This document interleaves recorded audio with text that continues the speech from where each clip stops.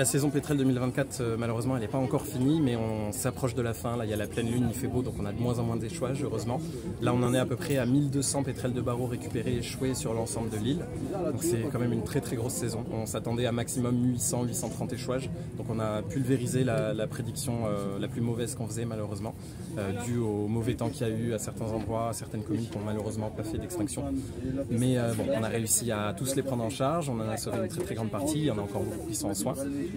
Mais bon, c'était quand même une saison très très musclée. Heureusement qu'il y a des communes comme la Possession qui font des efforts et où il y a très très peu d'échouages. Sinon ça aurait pu être encore pire, malheureusement. En fait, les pétrels de barreaux, ils nichent au niveau du Piton des Neiges et du Grand Bénard, donc sur les plus hauts sommets de l'île.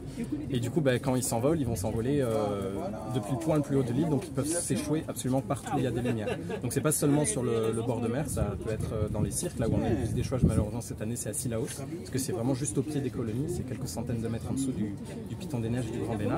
Et ces oiseaux, ils vont vraiment suivre la lumière. Normalement, ils suivent la lune pour trouver l'océan.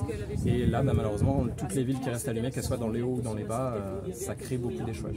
Et c'est quand même le long du littoral qu'on en a le plus. Tout simplement, c'est là où il y a les plus grosses villes, le plus d'éclairage, du coup, malheureusement. Et aussi, il y a beaucoup de pétrels qui réussissent à survoler les villes, à atteindre l'océan. Mais dès qu'ils sont en mer, ils vont se retourner et ils vont voir toutes les villes éclairées. Ils vont faire demi-tour pour se rééchouer.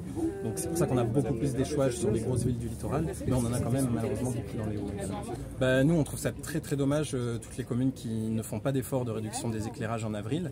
Surtout que y a certaines communes comme Sillaos, il y a quelques années, faisaient des efforts incroyables. En 2019, toutes les lumières avaient été éteintes à Sillaos. On avait eu moins d'une vingtaine d'échouages à Sillaos au mois d'avril 2019, ce qui était vraiment incroyable. Et là, cette année, malheureusement, il y avait beaucoup d'éclairages privés allumés, les éclairages publics n'ont pas été éteints. Du coup, on a eu plus de 600 échouages en seulement quelques nuits à Sillaos.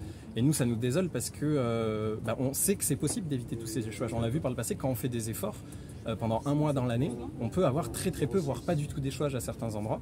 Et du coup, de voir que certaines années, on choisit de ne plus faire d'efforts et de ne plus éteindre les éclairages, que ce soit privé ou public, nous, ça nous désole, ça nous met un peu en colère parce que ça fait échouer des centaines d'oiseaux qui auraient pu tout à fait gagner la mer sans encombre si on avait fait les mêmes efforts que les années d'avant.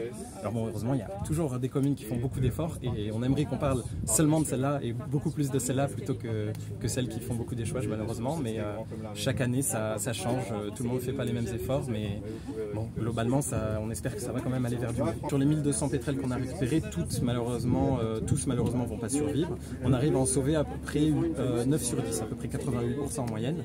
Donc là, il y en a déjà beaucoup, énormément sur les 1200 qui ont déjà regagné l'océan. Il y en a qui sont encore en soins au centre de soins à Saint-André. Donc voilà, on n'arrive pas à tous les sauver, mais pratiquement 90% de ceux qui sont retrouvés peuvent être sauvés.